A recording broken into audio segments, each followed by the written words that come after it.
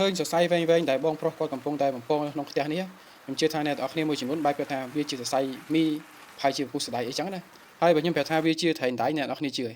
ខ្ញុំគាត់ថាអ្នកទាំងអស់គ្នាមិនជឿមិនដែលមានវិធីសាស្ត្រណាធ្វើត្រីដៃមកបំពងលើសរសៃដូចពុះស្ដាយដូចមីចឹងទេតែការពិតវាគឺជាត្រីដៃពិតមែនហើយបងប្រុសដែលគាត់ធ្វើនេះគាត់ពីមុនគាត់ជាពលករនៅថៃគាត់ទៅធ្វើការនៅប្រទេសថៃនឹងជាង10ឆ្នាំហើយសរសើរគាត់មែនទែនតែធ្វើការហើយឆ្លៀតរៀនអ្នកគ្នារៀនបានចំណេះចម្រៀងមកយកមកអភិវឌ្ឍធ្វើជាមុខរបរផ្ទាល់ខ្លួនណាហើយមុខម្ហូបដែលគាត់ធ្វើជាមួយនឹងត្រីបណ្ដៃនៅគាត់បំពងគឺមានឈ្មោះថាញោមបណ្ដៃណាំហ្វាហើយខ្ញុំចេះគាត់ថាឲ្យតែលើពាក្យថាថៃបងប្អូនយើងមកចំនួនគាត់មានកំណត់វិជ្ជមានអញ្ចឹងណាវាសំខាន់ថាឈ្មោះនោះថៃឬមួយក៏ដូចជាបាត់ថៃអស់គ្នាសំខាន់មុខរបរហ្នឹងគឺកើតឡើងនៅប្រទេសយើងនៅលើទឹកដីយើងដែលយើងអាចយកប្រកេយកមកអាចរកចំណូលបានហើយចំណូលក៏បានទៅលើបងប្អូនប្រជាពលរដ្ឋខ្មែរយើងហ្នឹងអញ្ចឹងសេដ្ឋកិច្ចយើងវិលឈ្មោះអត់សំខាន់ទេអញ្ចឹងណាហើយក៏មិនមែនមានតែបងប្រុសដែរមានអ្នកដទៃទៀតដែលគាត់ទៅធ្វើពលករគាត់រៀនបានចំណេះចម្រៀងមកអាចធ្វើជាខាងកសិកម្មអីចឹងណាចិញ្ចឹមសត្វចិញ្ចឹមអីយើងឃើញហើយមួយរយៈហ្នឹងគឺតំណមែនទែនជាក់ស្ដែងត្រីអណ្ដែងនៅក្នុងផ្ទះនេះក៏គាត់ទិញពីបងប្អូនប្រជាកសិករយើងដែលចិញ្ចឹមនៅក្នុងស្រុកនេះហើយដែលគេហៅថាចរន្តសេដ្ឋកិច្ចណាព្រោះគាត់ធ្វើម្ដង20គីឡូត្រីហើយក្នុងមួយសប្តាហ៍គាត់ធ្វើ3ដងអញ្ចឹងយើងក៏ទៅច្រើនដែរ60គីឡូហើយបើការលក់របស់គាត់កាន់តែរីកចម្រើនទៀតប្រជាកសិករយើងក៏លក់ត្រីកាន់តែដាច់នេះហើយដែលធ្វើឲ្យសហគមន៍យើងកាន់តែរីកចម្រើ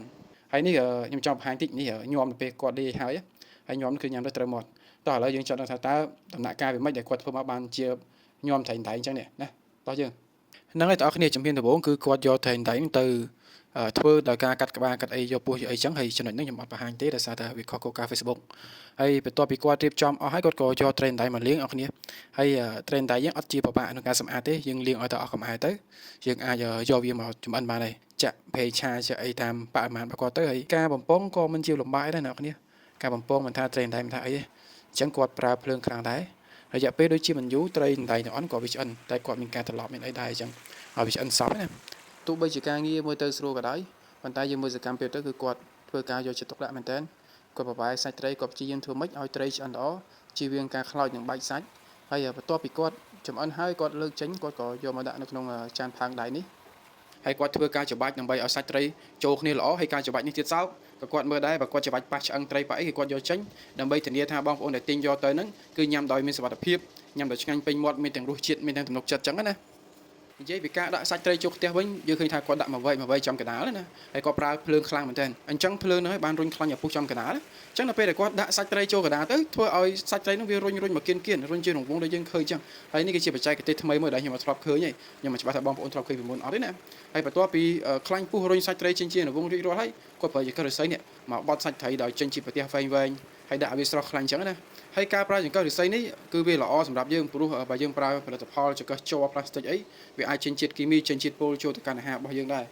រហើយសាច់ត្រីដែលគាត់ដាក់ឲ្យស្រស់នេះក៏ដូចជាដាក់ឲ្យត្រជាក់ហើយគាត់នឹងធ្វើការវាខ្ចប់រក្សាទុកភ្លាមតែម្ដងព្រោះសាច់ត្រីនេះมันអាចទុកឲ្យចូលខ្យល់បានទេអ្នកនាងកាលណាត្រូវចូលខ្យល់ទៅវាទន់វាអត់ស្រួយឆ្ងាញ់វាធ្វើឲ្យបាត់បង់រសជាតិហើយការវាខ្ចប់ភ្លាមនេះផងដែរវាក៏ជាគុណសម្បត្តិដែរព្រោះយើងអាចរក្សាអនាម័យជៀសវាងសត្វល្អិតផ្សេងក៏ដូចជារុយអីមកវាយប្រហើររោមអីចឹង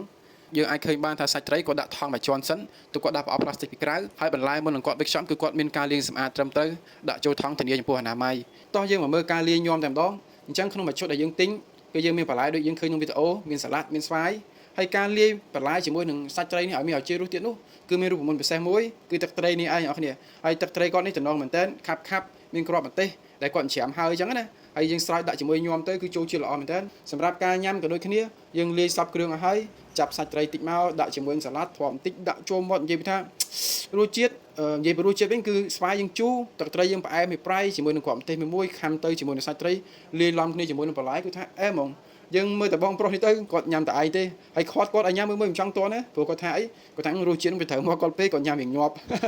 ់ហើយសម្រាប់ការលក់វិញក្នុងមួយអាទិត្យគាត់អាចលក់បានពី400ប្រអប់តែ600ប្រអប់អញ្ចឹងសម្រាប់បងប្អូនដែលកំពុងទស្សនាបើចង់ទិញអីអាចដាក់លេខទូរស័ព្ទដាក់ទីតាំងបានឬក៏តាក់ទងតាមរយៈ page គាត់ផ្ទាល់ឬមួយក៏លេខទូរស័ព្ទបានបង្ហាញលើអេក្រង់ណាហើយចំពោះតម្លៃវិញមួយឈុត10000រៀលសម្រាប់អ្នកភ្នំពេញយើងកំងថ្ងៃនេះបានញ៉ាំថ្ងៃនេះហើយបើបងប្អូននៅតាមបណ្ដាខេត្តកំងថ្ងៃនេះគឺបានញ៉ាំស្អែកហើយវីដេអូយើងចាប់ហើយសូមអរគុណបងប្អូនដែលបានទស្សនាដល់ចំណុចនេះសុខសប្បាយជំរាបលា